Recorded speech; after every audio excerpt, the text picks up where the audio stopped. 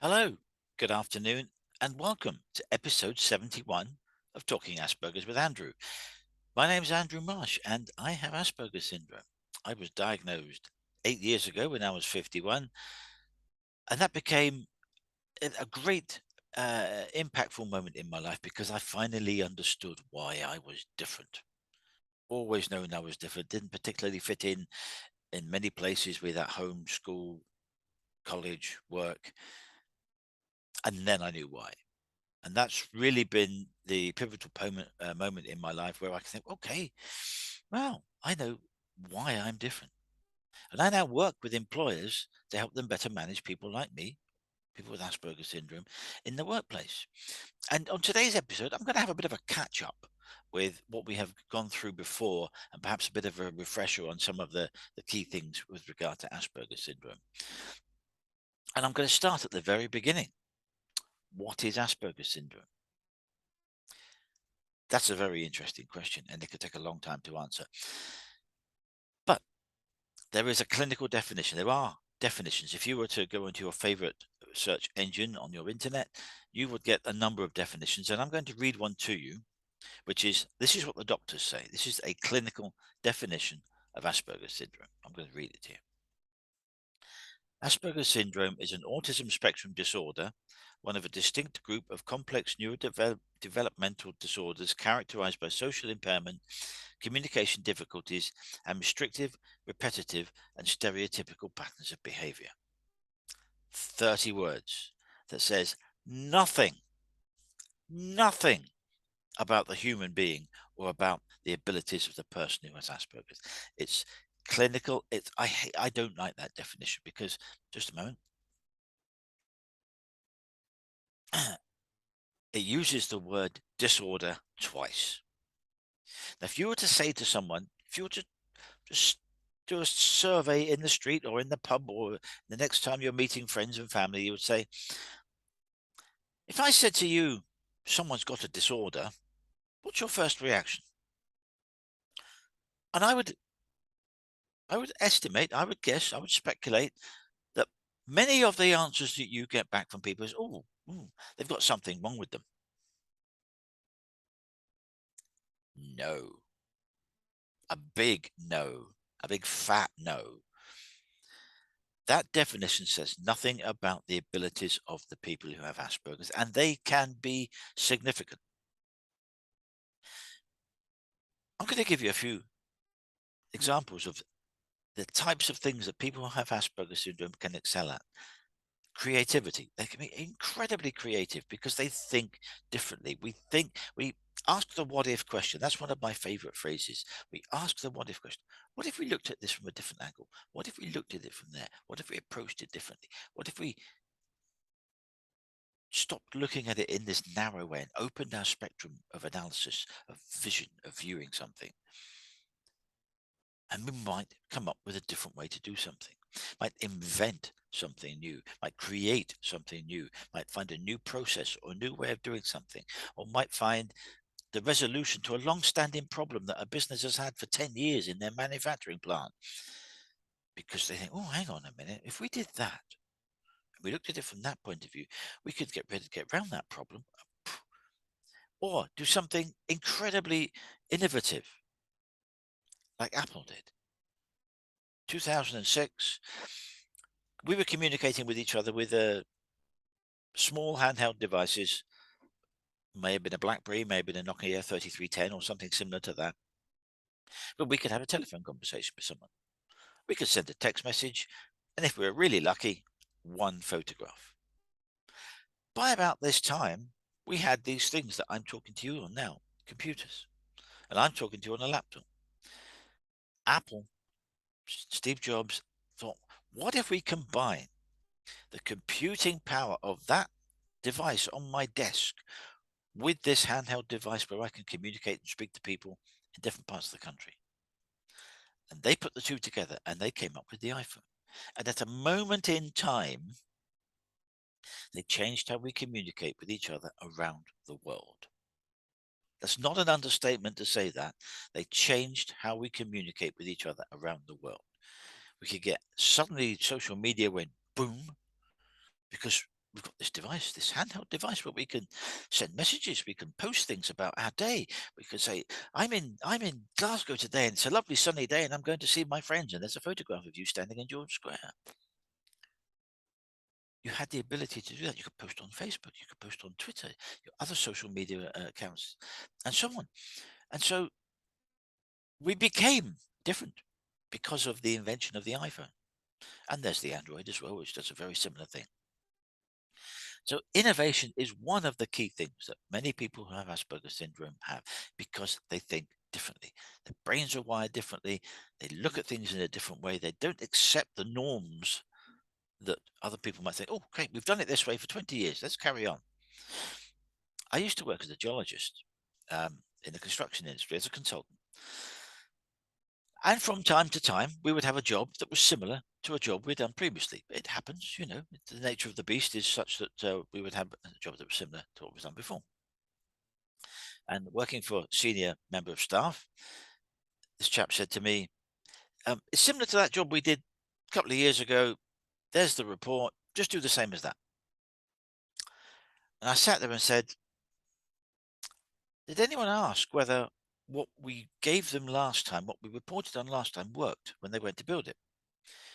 And he looked at me with a blank look on my face and said, I don't care. Just do it. I wanted to learn from what was done before. Did what we say, did it work? Did they have to change things on site because they found things that weren't right? A design needed modifying. He wasn't interested in that. He just wanted, I've got X amount of fees, which is X amount of time for you. Go and do that, get it done, boom. Finish it 2 weeks' time and have it done. I felt like a trained monkey, just going through the road, churning out something that was reasonably similar to what we'd done before, and no one had asked the question, did what we did before work? He didn't have an answer. I got frustrated, so frustrated. So we can think of different ways of doing something. We're incredibly focused. I write novels as well as work in business for as a speaker and a coach with employers. And I know I am very lucky in that I can sit down and write for a day. My writing to me is a job. It's not a sort of thing where, oh, pointless is finished. I can squeeze half an hour in before I go and do my dinner. When I'm writing, I get up, I have my breakfast, bang, I'm at my desk and I write. Cup of tea at 10 o'clock, back at my desk, carry on writing. 12 o'clock, stop for lunch. 1 o'clock, back at my desk, writing.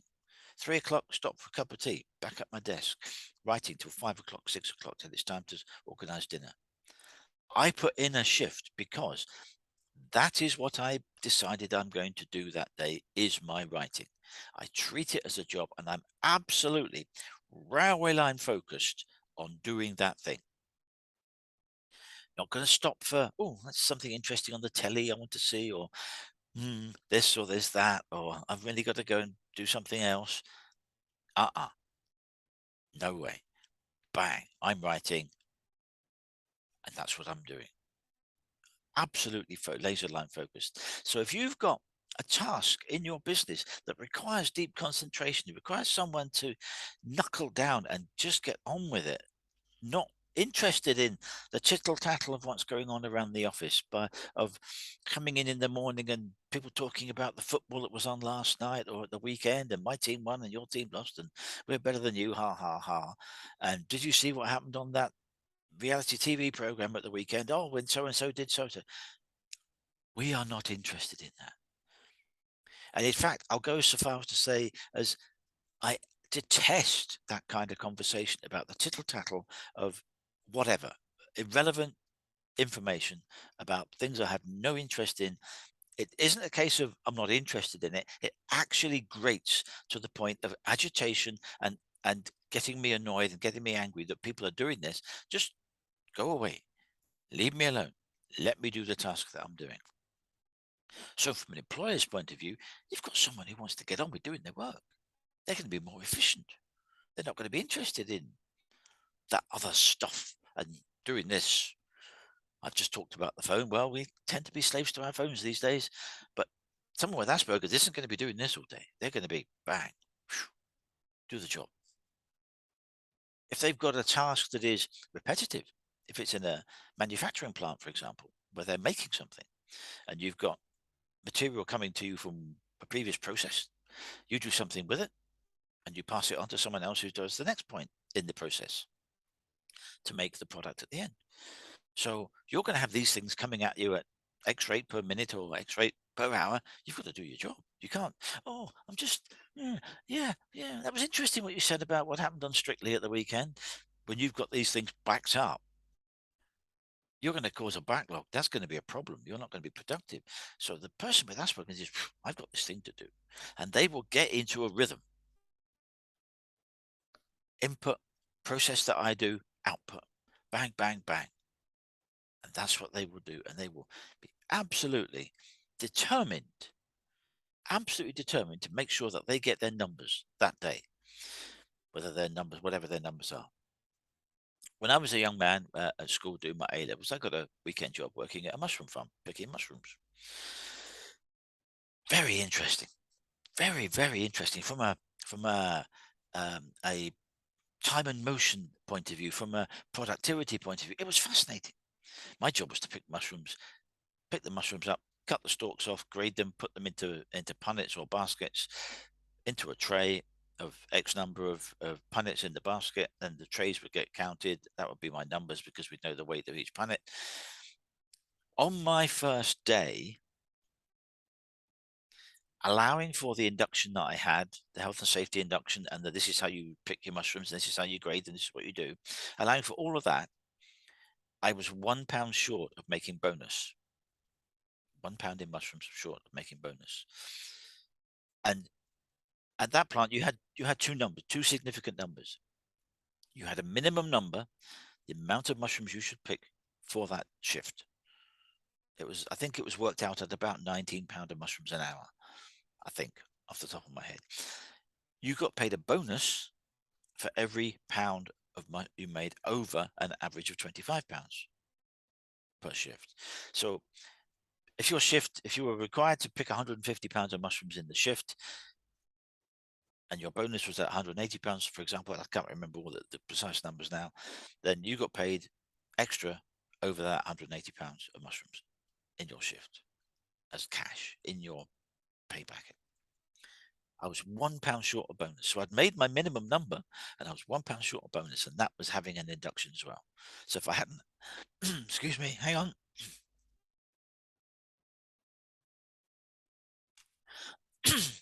So if I hadn't have had my induction and knew what I was doing when I set out with it, I would have made bonus on my first day because I wanted to be productive. I wanted to do well. I wanted to show that you've got an employee who knew what they were doing. Now, this was before I knew I had Asperger's. Excuse me again, sorry.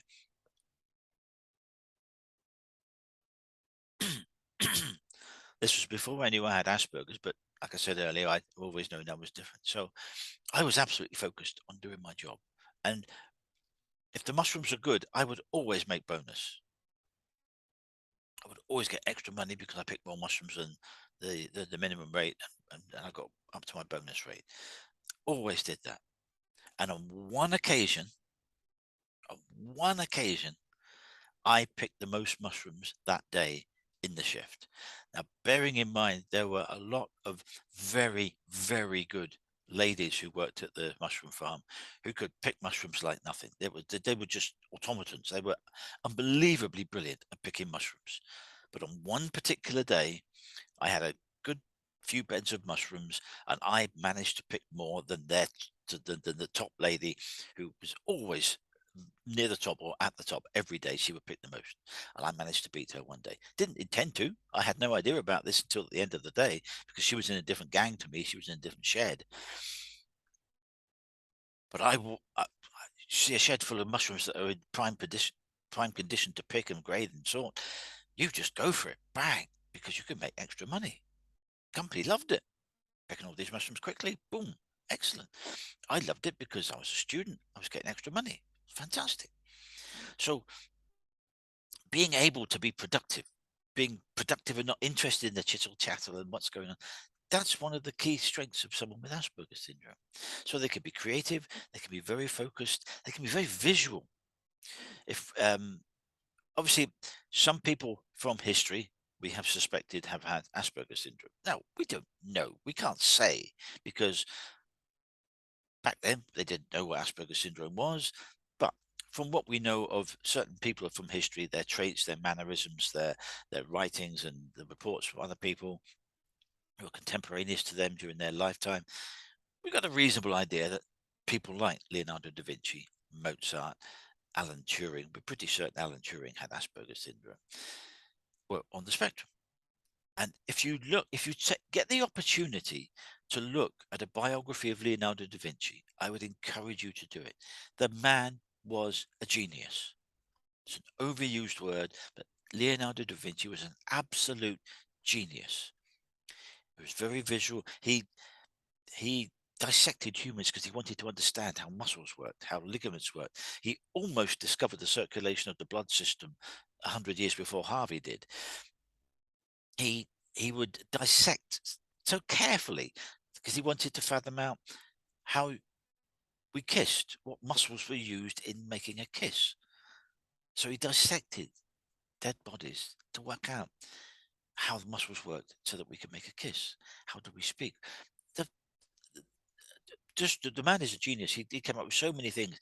He invented things that will become the helicopter. He invented what would become the tank. He just unbelievably skilled engineer, designer, craftsman, as well as one of the greatest artists that the world has ever known. But if you get a chance to read his read a biography of Leonardo da Vinci, you will be astounded by what he did. And people think he was on the spectrum. He had vision, could see things in 3 dimensions. He made machineries for doing things, for doing various things. And if you looked at a technical engineering drawing of, for example, the gearbox of a car, you will see that they draw it where the components have been taken out and put side by side. So they've extended the length of something so that you can see where the cogs and levers and mechanisms work. He was drawing things like that for mills and for presses and for lathes and all sorts of things like that. Just he could see things in 3 dimensions, and brilliant genius. So they're visionary. They could, because they can see things in 3 dimensional, they can see how things work together, how they can fit into the overall process of something and how it all relates to each other. So that's a key skill that a lot of people who are on the spectrum of Asperger's or autism have. They're very visual. They can see things in 3 dimensions. Some are particularly brilliant at spotting patterns in numbers, which is fantastic if you're in the financial industry. If you've got for financial fraud investigation, if you've got someone who can look at screens and screens and screens of numbers and go, there, that point just there, that's where someone has made an interesting trade or bought or sold in a out of character for the trend that is going on in the daily life of the stock exchange. They can see these patterns. That's where someone has made a decision because they must have known something. You look at these trends, look at these patterns, and they can trace it back and work out that someone is using insider information or using privileged information to make a killing on the stock market, which is obviously illegal for insider trading and so on. Some of them are absolutely fantastically brilliant at understanding this thing that I'm talking to you on a computer, how hardware and software works, so that there's a company in who are international. They're throughout the world. They're called Auticon, and they are an IT service provider to their clients. So they're a third-party IT service provider. And every single one of their IT specialists, I don't know whether they call them technicians or engineers, but every single one, everyone of their IT specialists has autism or Asperger's because they look out for them. They recruit them. They actively search out and recruit people who are on the spectrum who can work in a certain way, have their brain wired in a certain way. Mine doesn't work that way from an IT point of view, but they can see the coding. They can see the mechanics of it. They can see how computers work, how software works, how it all fits together. And they are brilliant at it. And Auticon support them all with appropriate managers and supervisors so that they do fantastic work. And I say every single one of their specialists in Auticon has Asperger's or autism. Brilliant. That should be the model that everyone employs. And they support them in the right place, in the right environment, so that they can get the best from their employees. What a brilliant model for a business. We should be doing more of that. We should be finding out, how do we support someone? Let's take away Asperger's and autism for a moment. Let's just pretend, let's just suppose that someone new is coming to your business in whatever capacity. What are the few things that you want to know? Hopefully, you're sitting there thinking, great CV, had a great interview, we've offered them the job, they're starting Monday morning, perfect. One of the things that you should be thinking about is, how do we support them so that they can be their best? Because that's what you want. You don't want someone sitting there struggling and only being 70% efficient. How can we support that person? And it might be that that person has a sensitivity to lights or noise or smells or the fabric of the floor covering in the building. How can we find the right place to put them and support them so that they can do great work? Because otherwise you're going to have someone working at 60 or 70% efficiency. They're going to get niggled by things that agitate them and frustrate them, such as the noise of the fax machine going off, or sitting next to the person who clunks really loud on their keyboard.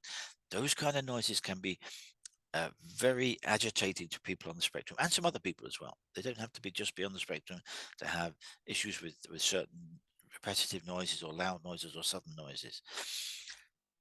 And so, how do we support them? How does the business support this new person that we've got so that they can be at their efficient best? Because that's what you want. So those are things that an employer should be thinking about. How do we support them? What do they need from us? It might be that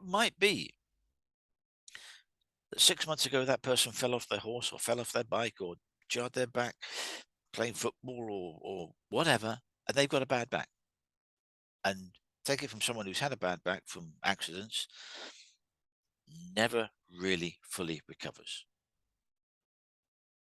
So if supporting that new member of staff is buying a £300 chair that's got proper lumbar support and proper support for their back, means that they can be efficient at work and they can be at work all the time, then that's what you do. You're not, and hopefully you're not sitting at me shouting now at me saying, we can't afford to spend £300 on the chair for everyone who comes to work for us. I'm going to give you two pieces of information.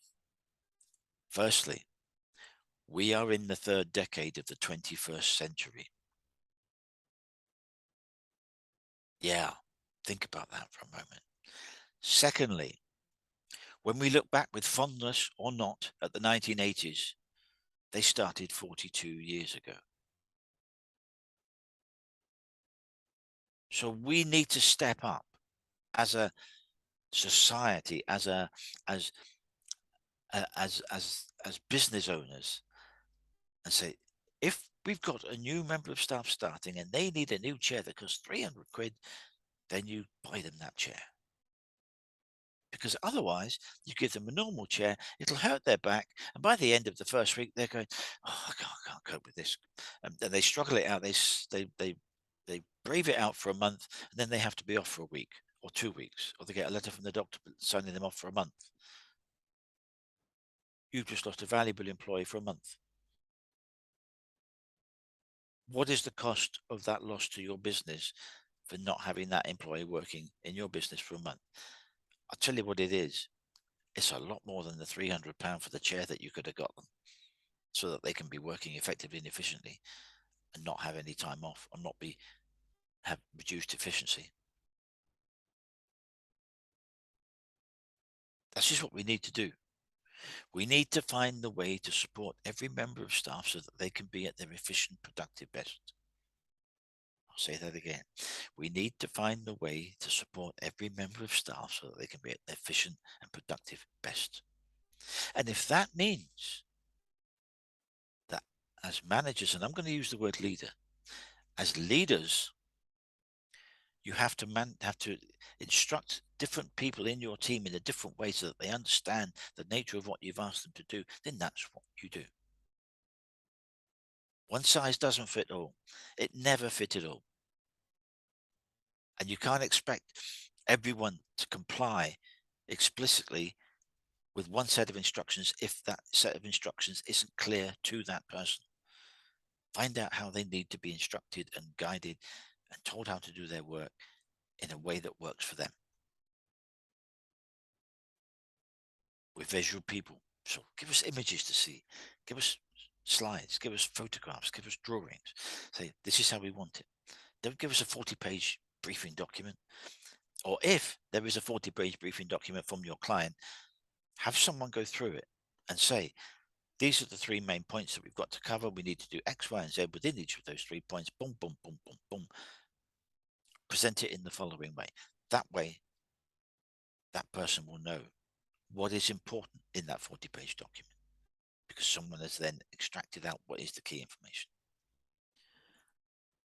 I would much rather have a short briefing document that says, item 1, do this, do that. Boom, I want to know about this, this, and this. I want it presented in this way. I want drawings, diagrams, images, cross sections. Section 2, I want you to cover boom, boom, boom, and I want X, Y, and Z. Section 3, and so on. And at the end, I want the conclusions. At the end of that, I want recommendations. And if there's design information that needs to be passed on to a third party, which could be someone else within your department, within your business, or in our cases in construction, it could well be the client. We might have an internal client, but the client might be the person who's going to go and have the road built for them, or have the industrial unit built for them, or whatever it was. So they would then take that information and they would have to get planning permission with it, potentially. So we had to make sure we covered all the bases. So present the information to them in the way that they understand it best, so that they can know exactly what it is you're asking from them. So authentic leadership is absolutely, absolutely critical. And if you think you could get away with doing what you did in the 1980s, please stop. Look at my website. Send me a message and we'll have a conversation. I'm not saying I have all the answers, but we can set a framework together on how we approach managing teams, managing people as leaders to take the business forward. I urge you to do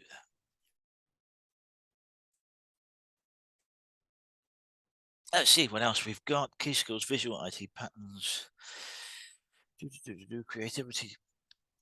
I've said a lot about the positives, but we do have some challenges. We do. As I said, we may be susceptible to noise or bright lights or smells. We can get befuddled by too many instructions from too many different people. Just have one boss.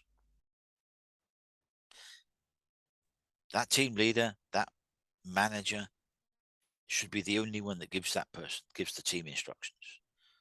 Now, it may well be in a multidisciplinary business, which I worked in as a geologist, there will be different people from different teams wanting to interact with you to get the design and get the information they need. Perfectly fine, perfectly understandable, and it's how we do what we do. But if they've got something that they need from you and they want to make a change, or they want it earlier than the program allowed, that has to go through the manager, the leader. So the person from the other department, who might be very senior, could be a director from a different department, comes down. They have to speak to the manager. Say, I've got this change we've had from the client. We need to go through it. Explain it to the manager. And say, okay, hold on. Let's set up a meeting with the people that are doing this so that we can go through it together, so that we can all bit so I can sit in, know what's going on, and we can then decide how we're going to deal with that. Is it going to cost us more time? Is it going to take longer? Is there more fees involved? So that we can then understand all of that and the impact that that change has on the overall program that we're dealing with. So make sure that Whoever's working in your teams has one boss, and one boss only, who they receive instructions from and who they report to.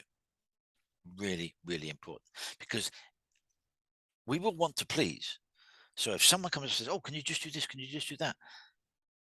And then someone else says, "No, don't do it like that. Don't do it like. Do it like this. I want you to do this. Forget about that. Do that." That will just confuse the heck out of us. We won't know where to turn. We won't know what to do, and we will get very agitated. Don't know what to do. They want this. They want that. I don't know what to do. Have all of those things filtered through the manager, the leader, and it comes down to you, so that you've got clear instructions, and you can then say, "It's going to take me a bit longer to do that. It might take me another couple of weeks." Manager, the leader, can then say to the director from the other company, or the other department, or the client, "We think it's going to take an extra 2 weeks to do, and it's going to cost X. Is that acceptable to you? Can we have your agreement before we proceed?" Get that in writing. Boom, nail it down. We used to then have a different work stage on our timesheets to deal with this additional work, so that we could track the time that it was taking, and so on, so that we could charge the client accordingly. So we're doing this additional work or this change. We got a different work stage on our timesheet, so that we can record that and quantify that and put it on the invoices. So understanding how that works is important, not just for the employee, but how the business then recoups the time and gets paid for that additional work or that change. Really important that you understand that. Yes, so we can have some challenges, and dealing with people is one of my biggest challenges. If you were to say to me, "Andrew, as someone with Asperger's syndrome, what is your biggest challenge?" One word, 6 letters: people. People are my biggest challenge, because they can be fickle. They don't say what they mean, and they don't mean what they say. If you're going to give me information, make sure, and I use 3 words for this: clear, specific, precise. If you're going to ask me to do something, make sure what you're asking me to do is clear, specific, and precise, so that I know there's no ambiguity. I can't go off at a tangent or assume it's X and you mean Y. I know what it is you want me to do, and I will go do that. If I've got any problems with it or whatever, I will come and talk to you about it. But be clear, be specific, be precise, and we will go on and we will do that. If you're one of these people that can talk for half an hour without saying anything, and you think, what does he want me to do? What does the manager want me to do? I don't know. Nail it down. Nail down what it is you want someone to do. That helps anybody in your teams, not just autistic people or neurodivergent people. It helps everyone. So be clear, be specific, be precise. You've then got a better chance of getting what you wanted, what you expected, when it comes back to you, when you get the report, when you get the deliverable, when you get the assessment, when you get the design, when you get the calculations, when you get whatever it is that you have asked your team to do. It's really important. Team meetings. Have an agenda. Circulate the agenda beforehand. Let everyone then think, okay, we're having a team meeting. It's our normal monthly meeting. Several points have come up during the course of the month, and I'd like person A to cover this aspect because they've been working on it. Just give us a little status of where we are. Person B, this aspect. Person C, this aspect. So that person A, B, and C know that something is expected of them at the meeting. They might need to talk for 2 minutes or 5 minutes, or present something, so that the rest of the people in the meeting know exactly what it is has been going on, what the challenge is, what the problem is, and what the potential solutions are. Because they might then go, "Oh, hang on, this impacts on my drainage schedule and my drainage regime. We need to think about that together." That's why you have the meeting, so that you cover all your bases and everyone understands and knows what's going on, so that you make one coherent solution to your problem. And you've covered all the bases. You made sure that everything fits together and it works and it's coherent and it's logical and it's practical. So team meetings are really important. Having agendas is really important. Having someone controlling the meeting is really important, because the last thing that you want, and I have seen it over and over again, is at one end of the table, you've got the person running the meeting going through an agenda. Then down at the bottom end of the table, you've got two or three other people having a separate conversation about something specific that they're dealing with. One meeting, one topic, deal with it, move on to the next topic.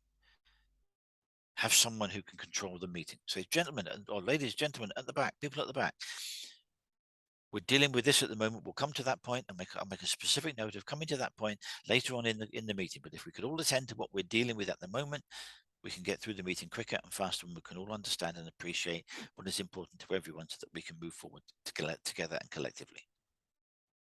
So having someone to control the meeting, really important. And then the dreaded minutes of a meeting. Well, there's two things. You can have a minutes of a meeting, or you can have notes of a meeting. And the two are different. In my view, minutes of a meeting are a very detailed summary of what was discussed and what happened. And it may well be that in a construction situation where you've got a designer and you've got a contractor, there may be a backwards and forwards. There may be a difference of opinion. I think it's like this, and you should do that. And the contractor saying, well, no, I don't want to do that. That's not what we said. That's not what we priced to do. That's not what's in the drawings. That's a change. The minutes of a meeting should reflect the fact that person A was of this opinion and person B was of a different opinion. And that discussion was had, and if there was a resolution to that. Notes of a meeting will tend to be the salient points of the agreed actions. So notes are shorter. We talked about this design for this particular aspect of the works. This is what we've decided to do. We don't need to express opinion A, opinion B in detail. That's the minutes.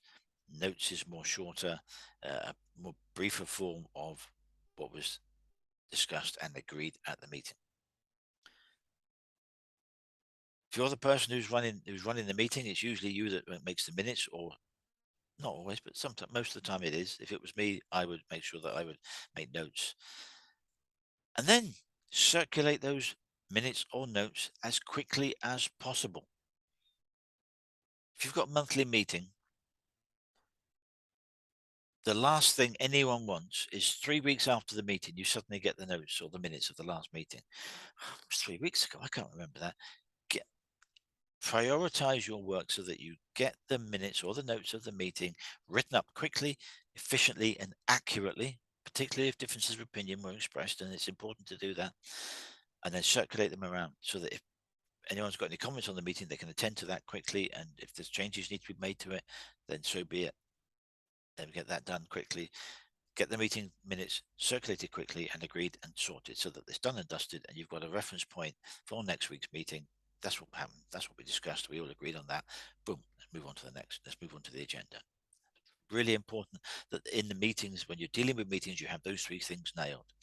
You have an agenda, you have strong leadership, and you get the notes or the minutes circulated accurately and quickly so that everyone knows what's going on. So that's all down to communication. Communication is key in any business. If you communicate well with your teams, with your people involved in the work, in other departments, and with the shop floor as well as the C-suite, you're going to have a better, more efficiently run business. If you've got people who can't communicate and don't commit themselves to what they're saying, and then, oh, I might do this, they might do that, and I don't know, and maybe we'll do that, maybe we'll do that, I've changed my mind, do this, do that, and I'll change my mind again, and oh, now that was a good idea, I'll change. If you've got people who are like that, they should need either training, or they shouldn't be in leadership positions. You want people who are leaders, who know exactly what's going on and can control and direct what's going on, so that the staff, the teams who are doing it, know exactly what they're doing. So communication, really important point. I've just skipped over a whole topic on talking about communication, but it's really important that you get communication is good, it's strong, and it's positive. So that's a lot of things we've covered there.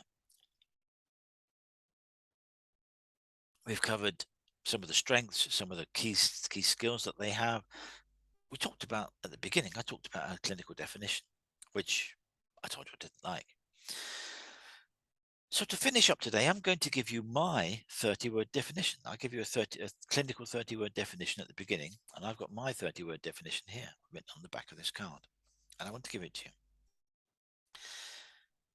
Asperger's syndrome is an autism spectrum condition characterized by unique problem-solving skills, a highly developed imagination, and a flair for innovation in design, engineering, science, computing, and the arts. Now, if you can think back to my clinical definition, and I've just given you my 30-word definition, I know which one I prefer. I absolutely know which one I prefer. So, as with everyone that you meet is different. Everyone is unique. We all have our own skills. We all have our own special abilities. We all have our own weaknesses and frailties and idiosyncrasies. That's what makes the world go round. That's what makes us a society. That's what makes us nations, and how everything all works, by and large. So if you're working with someone who has Asperger's syndrome or is autistic, they will have their own little quirks, their own little ways of doing something. It might be the quiet person sitting in the corner getting on with their work. That's fine. If they're doing that, they're getting on with their work, leave them be. Don't interrupt them.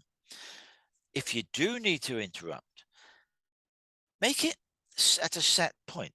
It's just a quick pointer before we go today. If you're working with someone who has Asperger's, or you're the team leader of someone who's working with Asperger's, and you think, oh, I need to ask them about that particular point, why don't you wait until morning break or afternoon break when the person has and knows that they're having a break, so they can I won't say switch off, but they can turn down the volume on what they're doing, have their cup of tea, cup of coffee, and then go back to it. So in that moment, they are not as absolutely focused on the job that they were doing. They're having a little break, maybe thinking about something different. That would be the point where you can have your conversation. Oh, I just wanted to ask you about such and such. Can you have a couple of minutes to talk to me about it after the break? That way, you're not interrupting their flow, you're not interrupting their focus, you're not interrupting their chain of thought, and they're able, that when they're working, to be efficient, productive employees, which is what you want. So just a snippet of a tip there. Choose your moment. There are times when you need to interrupt someone. I mean, it happens. But if it can wait till morning break or it can wait till afternoon break, do it then. Obviously, allow them their break time. But after the break, say, can I just, before you go back to work, I just want to talk to you about something, and deal with it that way. So that's me, Andrew Marsh. I am the resilient Asperger, and I work with employers to help them better manage people like me in your business, in businesses. I have a website, which is aspergersmatters.com. You can find out more about my services and products on there. And there's a contact form if anyone wants to get in touch about anything that I've talked about today, or you just want to know more about Asperger's, and you may have recently taken on someone who's autistic or Asperger's, and you just want to know how to do certain things. Please get in touch. Or you can email me at andrew@aspergersmatters.com. So keep a lookout for Friday, when I will be posting what next week's topic will be. And thank you for your time. Appreciate you being on board today. If you are watching this on replay, please feel free to subscribe, like, and comment on my videos, which will be put on my YouTube channel on Friday. I'll probably put them on tomorrow, and on Friday I'll put what next week's topic is about. So my name's Andrew Marsh. I help people. I help employers manage people with Asperger's syndrome and autism in the workplace. I speak from experience. I speak from my own personal understanding and how things have not worked well for me because I haven't been managed well.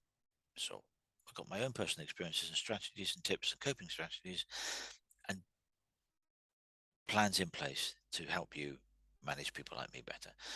My name's Andrew Moss. See you next week. Thank you.